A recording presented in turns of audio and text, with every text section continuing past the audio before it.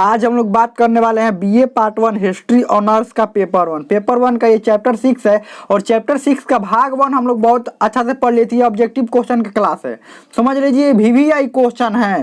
ये VVI objective question है जो कि मोस्ट इंपॉर्टेंट क्वेश्चन है, उसी को करवाया जा रहा है। ये भाग 2 है। अगर भाग 1 तक आपने नहीं देखा है तो उसका लिंक इसी वीडियो के नीचे डिस्क्रिप्शन में दिया गया, वहाँ देख सकते हैं। इसी चैनल पर प्ले लिस्ट बना हुआ होगा, वहाँ से भी देख सकते हैं।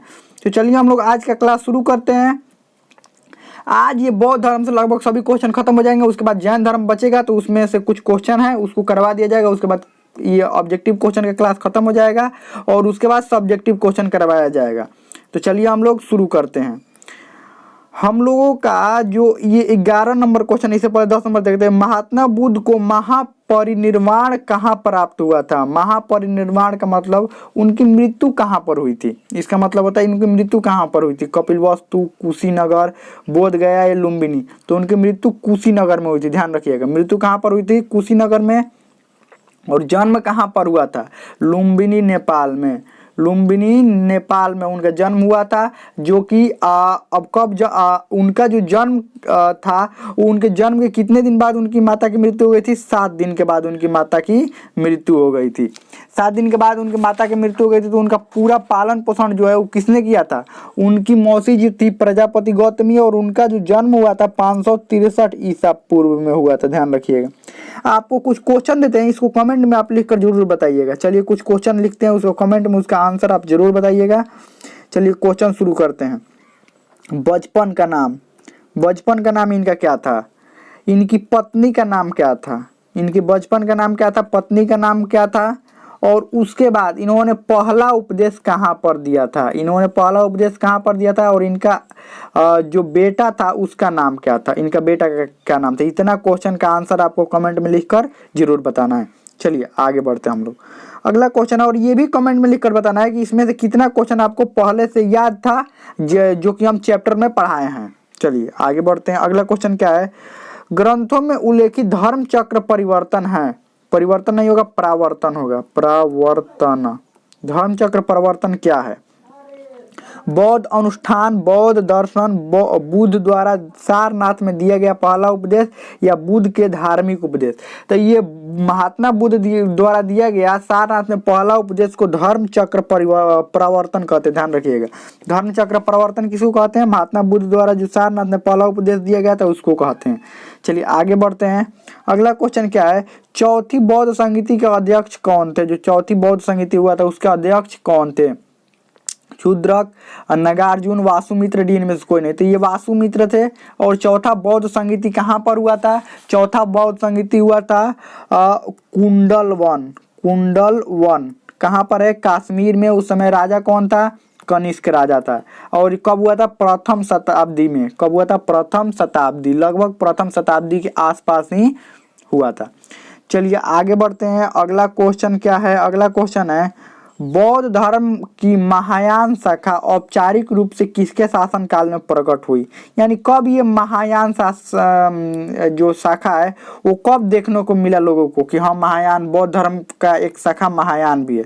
तो कब? जब दो ये भागों में बटा, एक हीनयान और एक महायान, जब 2 भागों में ये बटा तब ना लोगों को महायान देखने के लिए मिला। तो ये 2 भागों में बटा कब? कनिष्क के समय, सम्राट अशोक, धर्मपाल या अजात शत्रु। तो ये कनिष्क के समय बटाना, कनिष्क के समय में ही न चौथी बौद्ध संगीति हुआ था। और चौथी बौद्ध संगीति के समय ही बौद्ध धर्म 2 भागों में बट गया। चौथी बौद्ध संगीति, ध्यान रखिएगा, चौथी बौद्ध संगीति के समय ही बौद्ध धर्म 2 भागों में बट गया था। चलिए आगे बढ़ते हैं। अगला क्वेश्चन क्या है? द्वितीय बौद्ध संगीति का आयोजन कहाँ हुआ था? जो द्वितीय बौद्ध संगीति है उसका आयोजन कहाँ पर हुआ था? काशी, वैशाली, पाटलिपुत्र या डी इनमें से कोई नहीं। तो ये वैशाली में हुआ था। द्वितीय बौद्ध संगीति का आयोजन वैशाली में हुआ था। और इसके उस समय राजा कौन था? कालाशोक था। कालाशोक उस समय राजा था, ध्यान रखिएगा। चलिए आगे बढ़ते हैं। अगला क्वेश्चन क्या है? अगला क्वेश्चन है कि बौद्ध शिक्षा का केंद्र था, बौद्ध शिक्षा का सबसे बड़ा केंद्र मतलब कौन था? उज्जैन, नालंदा, वाराणसी या डी में से कोई नहीं? नालंदा था, ध्यान रखिएगा। बौद्ध शिक्षा का सबसे बड़ा केंद्र नालंदा था। आगे बढ़ते हैं। अगला क्वेश्चन क्या है?